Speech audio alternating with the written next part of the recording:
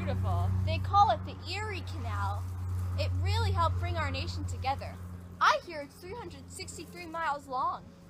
Yeah, it broke apart the Appalachian Mountains that stopped people from going to the west. So glad DeWitt Clinton organized to make it. It really increased our population here in Rochester, New York. Yeah, it helped out economic growth too. Now we can easily trade with the West. I am so glad we came to this church to learn about religion. Me too. I hear Methodism is now the largest denomination of religion. Yeah, I hear it has over 1 million followers now in 1844. They're calling it the Second Great Awakening. Yeah, since the Erie Canal opened more ports for trade, society in the West and East is better connected. Bring the action. Hello, I'm Eli Whitney. I've created the cotton gin that's capable of cleaning 50 pounds of lint per day. It has a comb-like grid that's closely spread, which stops seeds from passing through. Look at that clean cotton right there. Look at this cotton, isn't it clean? All of it came from a big cotton gin. Wouldn't you think I'm the boss? The boss that has everything. All you have is cotton. Look at this model, isn't it great?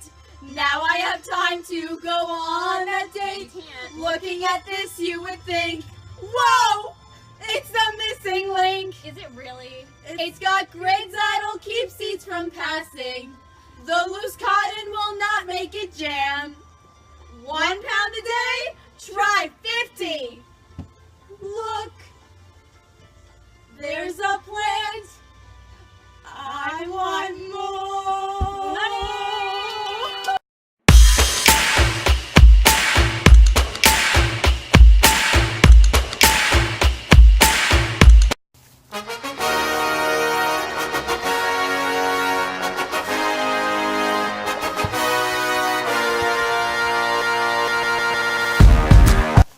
Hey, did you hear about the new transportation revolution? Yeah, it's so cool. I, as a farmer, can get inexpensive, reliable access to distant markets. Really? I, as a manufacturer, can easily send my goods to distant markets too. 1828 is such a good year. They finally finished building the Baltimore and Ohio Railroad.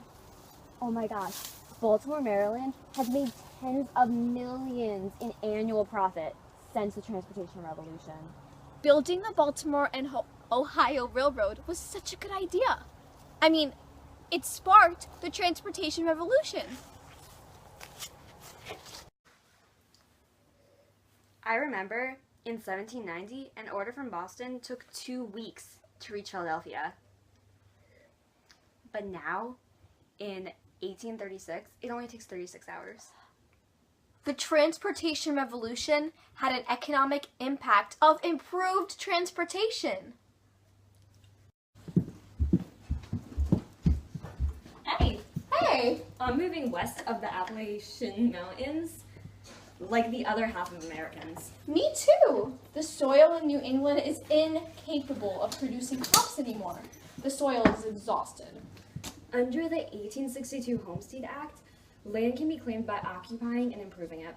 So all I have to do is clear out the trees and brush, and I can grow my own green vegetables and fruit. Yeah, you can fish in streams or raise livestock.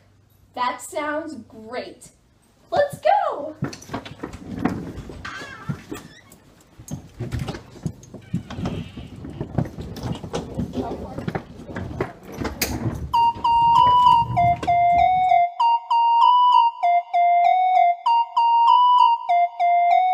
I'm Samuel F.B. Morris. And I'm Alfred Lewis Vail. I met a guy named Charles Thomas Jackson. He was well-schooled in electromagnetism.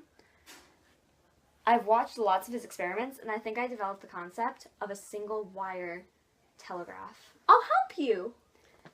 Okay, we need wires to transmit electrical signals between stations. I'll build and manage them. We could be the first 2 telegraph operators. Well, It's 1825, and we've developed the single-wire telegraph system. Let's test it out. Okay, how? I'll go to Washington, D.C., and you go to Baltimore, Maryland, and I'll send you a message. Okay, let's go!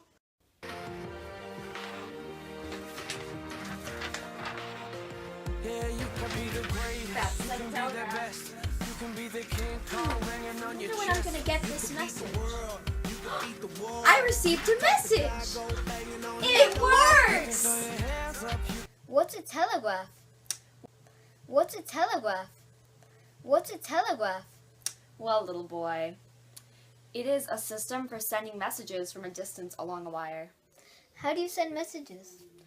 Well, we have this thing called Morse code. We assigned a set of dots and dashes to each letter of the English alphabet to allow a simple transmission of complex messages across telegraph lines. That's so cool.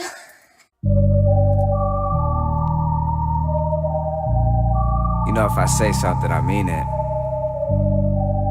These things happen. Yeah.